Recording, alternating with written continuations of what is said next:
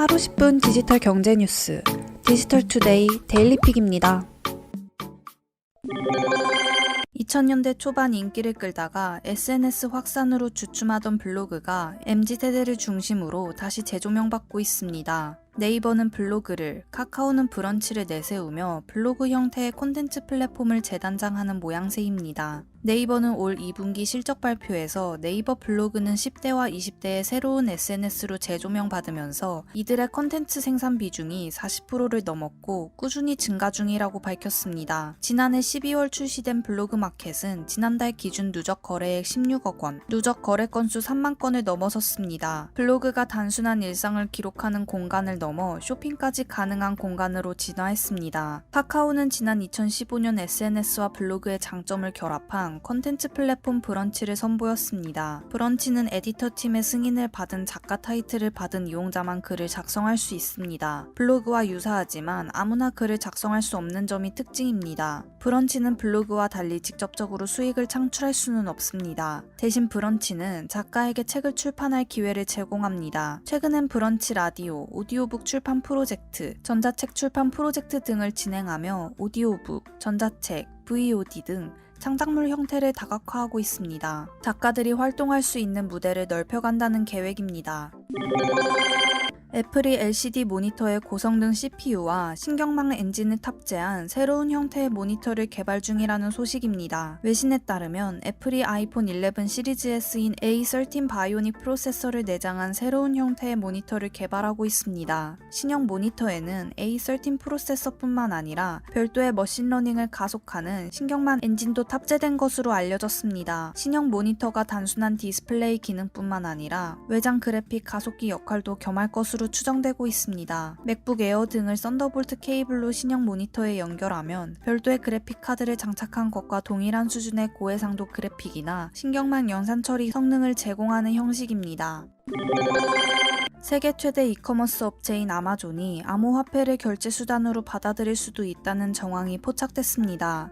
아마존은 지난 6월 22일 구인 공고를 내고 아마존 디지털 화폐 및 블록체인 전략, 제품 로드맵을 개발할 리더를 찾고 있다고 전했습니다. 아마존의 이번 구인 공고는 결제 수단으로 디지털 화폐를 받아들일 수 있다는 것을 시사하는 것이어서 주목됩니다. 구인 공고에 따르면 아마존이 채용할 리더는 블록체인, 분산 원장, 중앙은행 디지털 화폐 및 암호화폐 분야에 대한 전문성을 활용해 개발해야 할 기능에 대한 사례를 개발할 수 있어야 한다는 내용을 포함하고 있습니다. 암호화폐와 블록체인에 대한 공개적인 관심은 암호화폐 결제를 부정하던 수년 전과 비교하면 크게 바뀐 것이어서 눈길을 끕니다.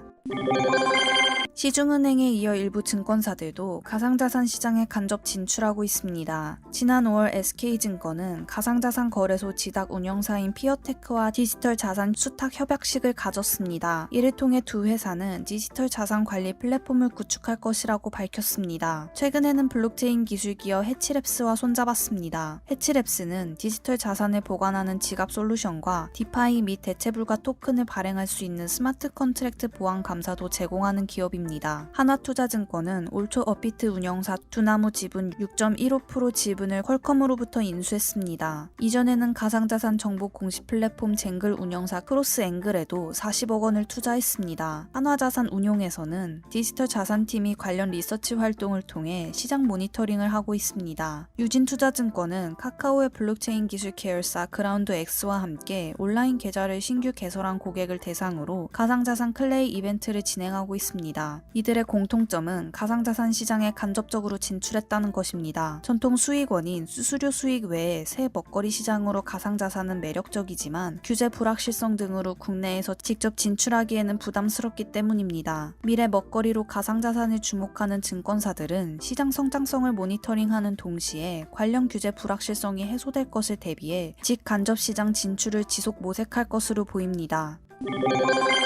메르세데스 벤츠가 1회 충전으로 1000km 이상 주행이 가능한 초고효율 전기차 출시를 예고했습니다. 지난 23일 벤츠는 오는 2030년까지 벤츠 차량을 모두 전동화하겠다는 야심찬 전기차 전환 계획을 발표하면서 현재 진행 중인 전기차 개발 계획에 대해서도 소개했습니다. 벤츠는 이와 함께 초고효율 배터리 기반 전기차인 비전 EQXX도 소개했습니다. 지난해 처음 그 존재가 알려진 비전 EQXX는 1회 만충전으로 최대 1200km 주행이 가능한 초고효율 전기차입니다. 이날 언급한 비전 EQXX에 대한 추가 정보를 살펴보면 최대가 아닌 평균적인 실제 주행 거리도 1000km가 넘는 것으로 알려졌습니다. 출시 예정 시기는 내년인 2022년 중입니다. 일각에서는 양산형 차량이긴 하지만 새로운 전기차 플랫폼 개발에 쓰이는 실험 차량에 가깝다고 평가하고 있어 차량 성능은 실제 출시 이후 확인될 전망이라고 밝혔습니다.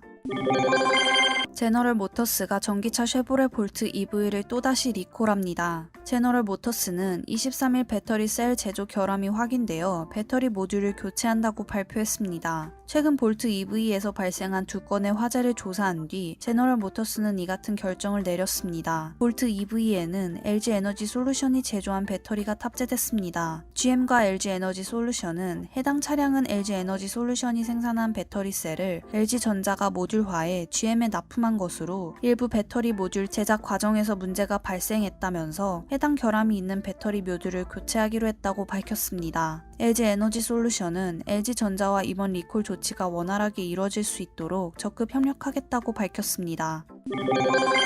정부는 국민지원금 지급 대상을 6월 건강보험료 납부액을 기준으로 가구 소득 하위 80%까지 1인당 25만원씩 지급하기로 했습니다. 기준선은 외벌이 가구의 경우 2인 가구 556만원, 3인 가구 717만원, 4인 가구 878만원, 5인 가구 1036만원입니다. 맞벌이 가구는 2인 가구 717만원, 3인 가구 878만원, 4인 가구 1036만원, 5인 가구 1193만원입니다. 1인 가구는 416만원입니다. 형평성 논란이 일었던 맞벌이 가구와 1인 가구의 기준선을 대폭 완화했습니다.